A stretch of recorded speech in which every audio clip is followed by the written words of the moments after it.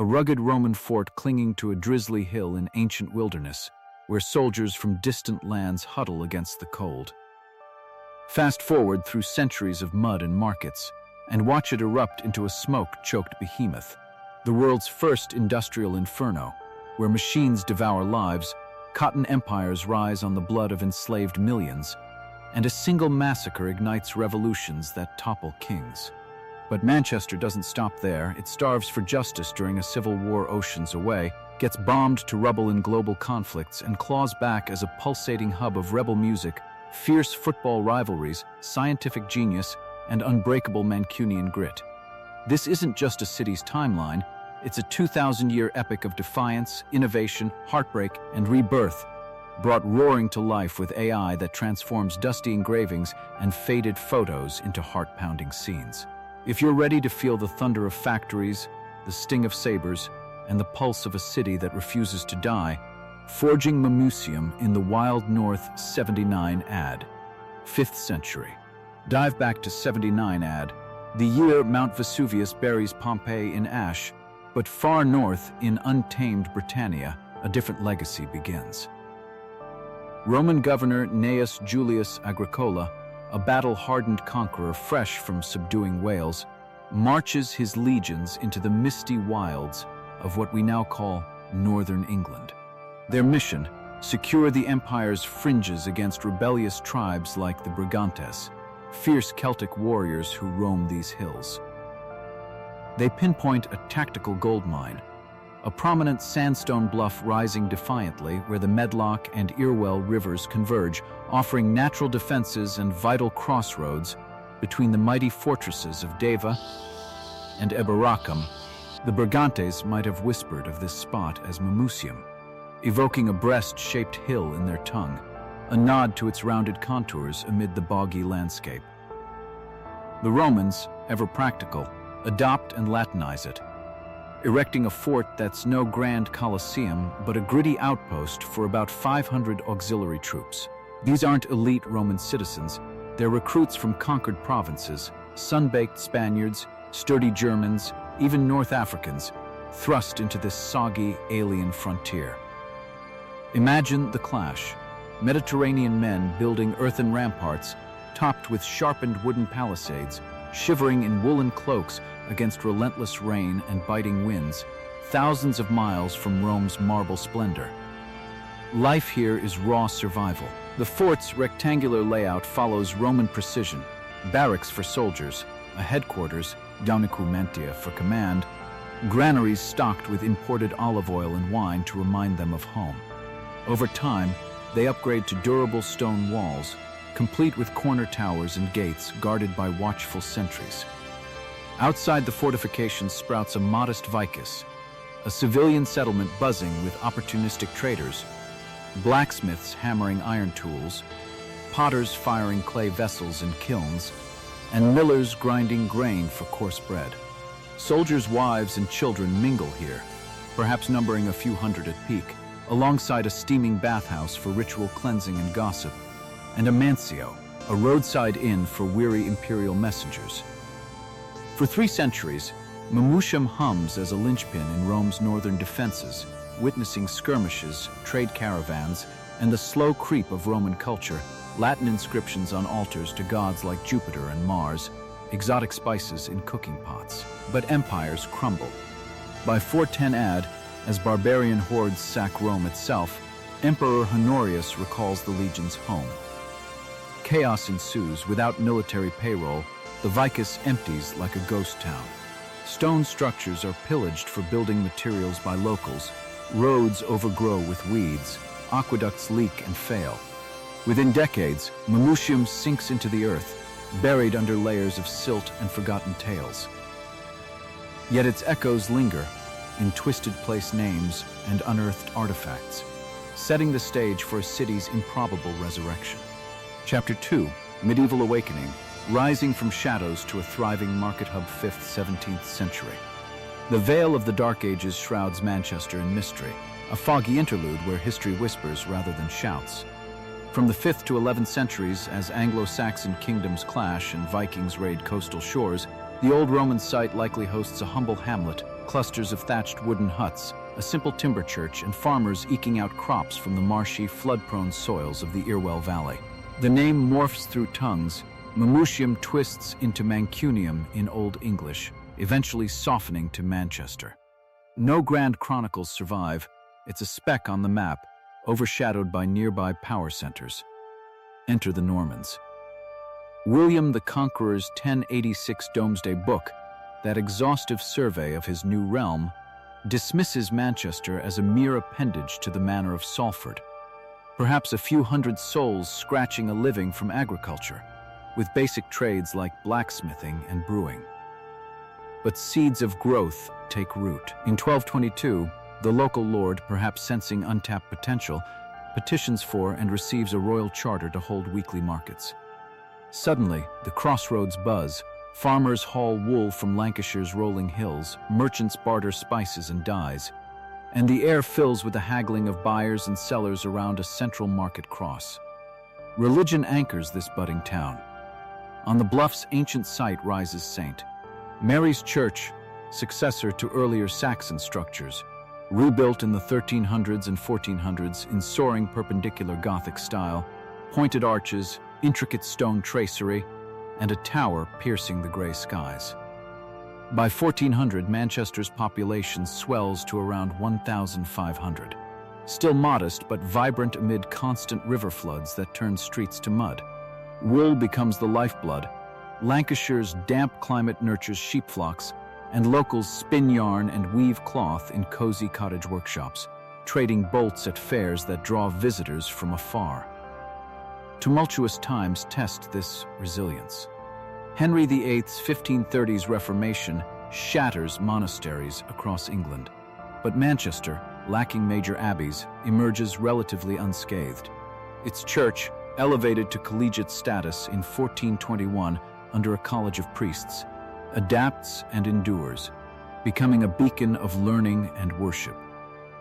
Then, the English Civil War erupts in 1642, pitting Parliament against King Charles I. Manchester, with its burgeoning merchant class and Puritan leanings, declares for Parliament. Royalist forces besiege the town, but ragtag defenders, local weavers and farmers armed with muskets and pikes, repel them in fierce street fights, earning Manchester a nickname as a hotbed of radicalism. By 1650, the population hits 5,000. A prestigious grammar school, founded in 1515 by Bishop Hugh Oldham, educates future leaders. Textile wealth trickles in, funding timber-framed houses and cobbled lanes. Manchester is no longer a backwater, it's a commercial nerve center, humming with ambition. Yet this is mere prelude. The 18th century storms of invention and exploitation are brewing, ready to catapult it onto the world stage. Chapter 3. The Industrial Explosion. Cotton Empires and the Birth of the Factory Age 1700s, mid-19th century. The 1700s dawn like a thunderclap, shattering Manchester's quiet rhythms with the roar of progress and profound human suffering. It starts with cotton, exotic fabrics from India, lightweight and vividly dyeable, captivate British fashion in the late 1600s, outshining heavy wool. But Britain grows no cotton. Raw fibers must sail in from distant plantations. Enter the grim triangular trade. British ships laden with textiles and guns head to West Africa, trading for enslaved Africans who endure hellish Middle Passage voyages to the Americas. There, on southern U.S. and Caribbean estates, they toil under whips to harvest cotton, sugar, and tobacco, which ships carry back to ports like Liverpool, fueling Manchester's ascent while staining it with slavery's indelible mark.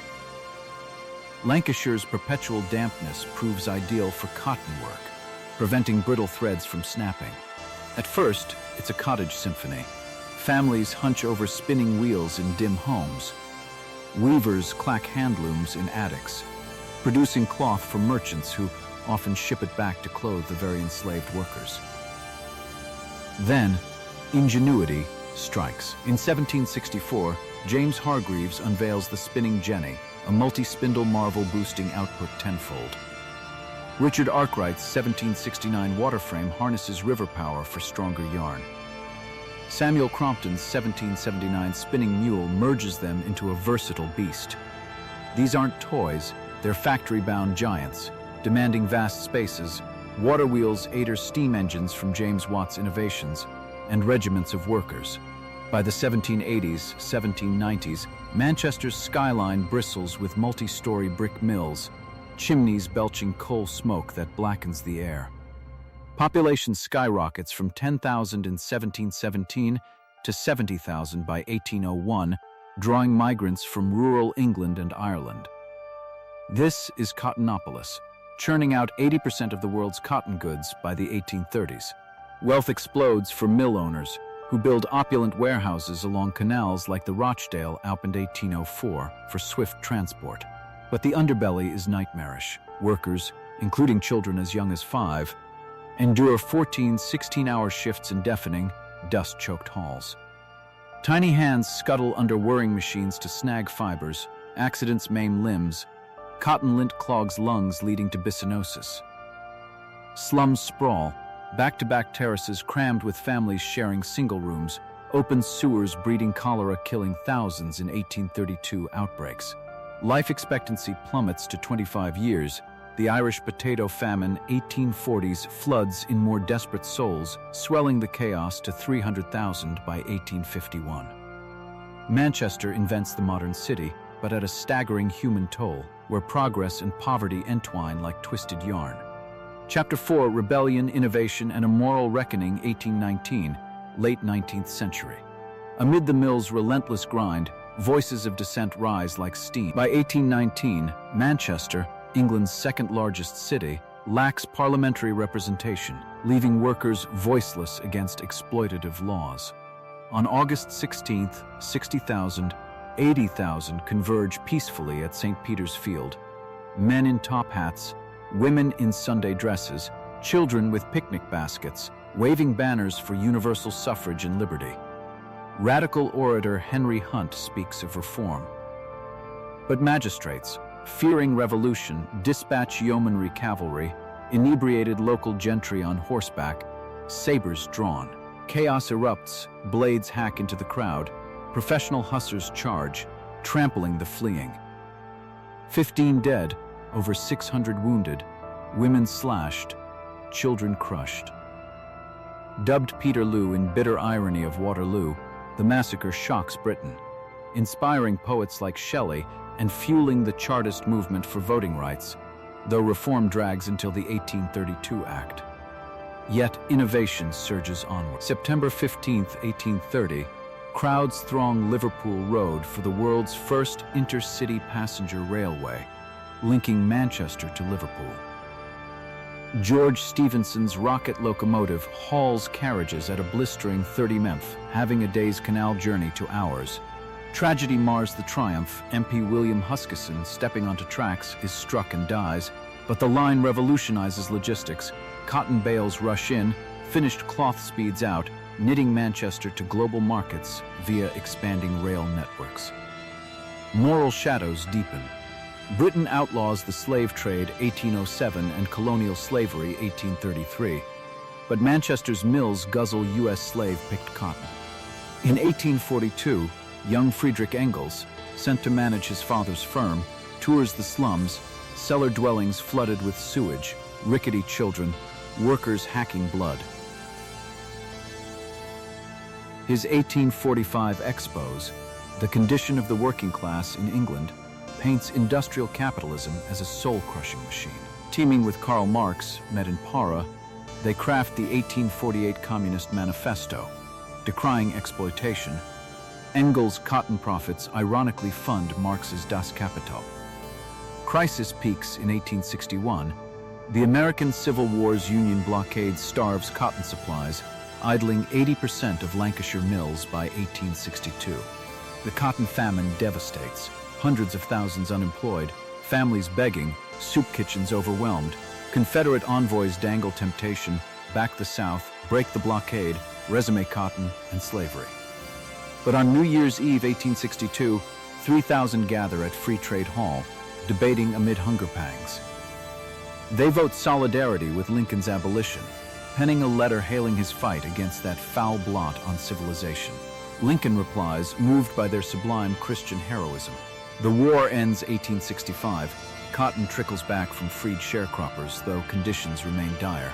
Manchester's stand etches its legacy as a moral force. Prosperity crowns the era. Population tops 544,000 by 1900. Alfred Waterhouse's 1877 Gothic Revival Town Hall, with Ford Madox Brown's murals chronicling from Romans to Mills, proclaims cultural stature. The 1900 John Rylands Library, a neo-Gothic jewel funded by cotton widow Enriqueta Rylands, houses rare tomes in vaulted splendor, a testament to wealth's redemptive side.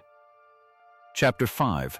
Decline, Wars and Triumphant Reinvention, 20th Century, Today.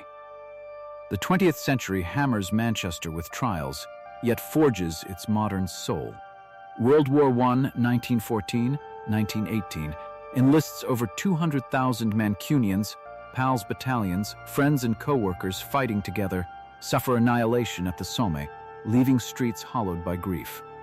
Factories pivot to munitions, uniforms, and aircraft. Women flood assembly lines, shattering gender norms. Interwar years sting.